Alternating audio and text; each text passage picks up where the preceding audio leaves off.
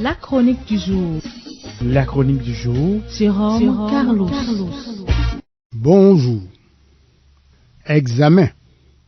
Le mot est riche de sens. Retenons l'examen en référence au dictionnaire comme une série d'épreuves destinées à déterminer l'aptitude d'un candidat à obtenir un titre, un grade, une fonction. Sous ce rapport, deux corps de citoyens font actuellement l'actualité. L'un et l'autre bandent les muscles pour s'élancer vers leurs objectifs respectifs. Les élèves et les étudiants d'une part, dans la perspective de clôturer l'année scolaire, les députés d'autre part, à la veille du renouvellement de l'Assemblée nationale. Les uns ont approuvé leurs capacités en différentes matières, langues étrangères, mathématiques, histoire, géographie, sciences de la vie et de la terre, etc. Les autres auront à convaincre quant à leur capacité à mériter la confiance du peuple souverain. Tous, élèves, étudiants, députés, ont un dénominateur commun, l'examen. Si l'on comprend ainsi les choses, les examens nous concernent tous, que nous soyons riches ou pauvres, grands ou petits, blancs ou noirs. L'examen est à l'être humain ce que l'écorce est à l'arbre. La vie est en effet un examen de tous les instants. Nous sommes, à cet égard, des candidats permanents. L'examen est un concept riche et dense, et il mérite bien qu'on s'y attarde. C'est d'abord que la vie est notre examinateur commun. À l'école de la vie, nous sommes soumis à évaluation continue. On peut se donner la mort, mais il n'est au pouvoir de personne de se donner la vie. La vie nous est octroyée, c'est-à-dire accordée à titre de faveur. Nous ne sommes donc pas les propriétaires de nos vies, d'où l'impérieuse nécessité d'en rendre compte.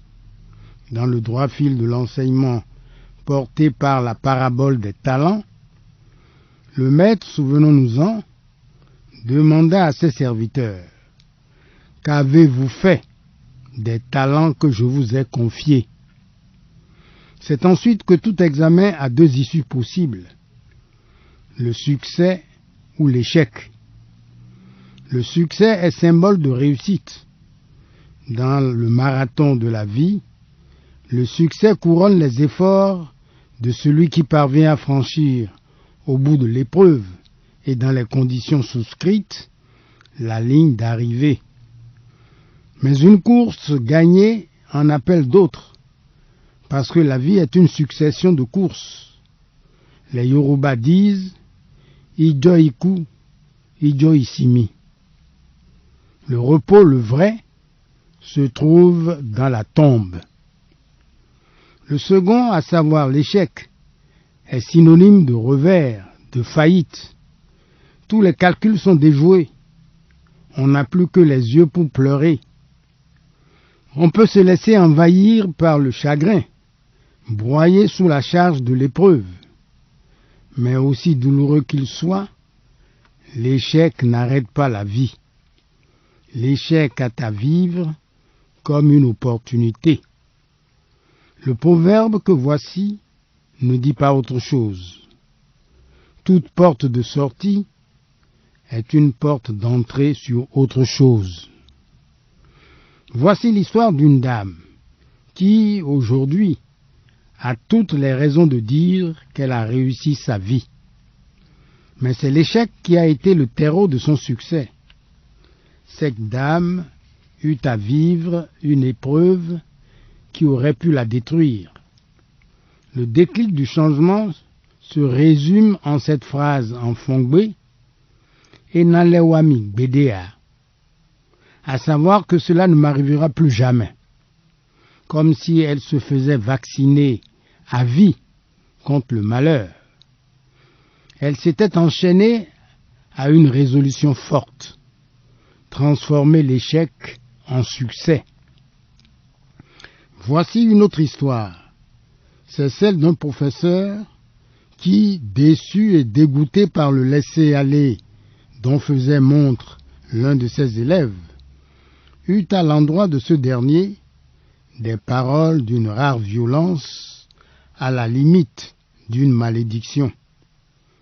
Vous ne réussirez, dit-il, ni au bac, ni dans la vie. Votre échec est programmé. La perspective d'un échec prochain percuta l'esprit du jeune homme.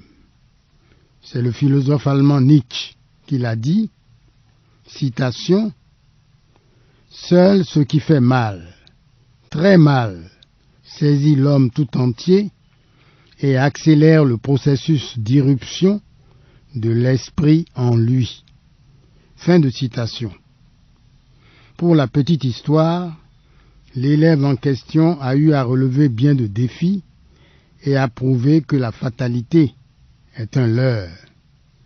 Il compte aujourd'hui au nombre des meilleurs hauts cadres de son pays. Que dire de plus?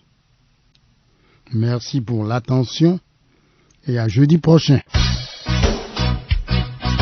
C'était la chronique du jour. Retrouvez la chronique sur www.capfm.com.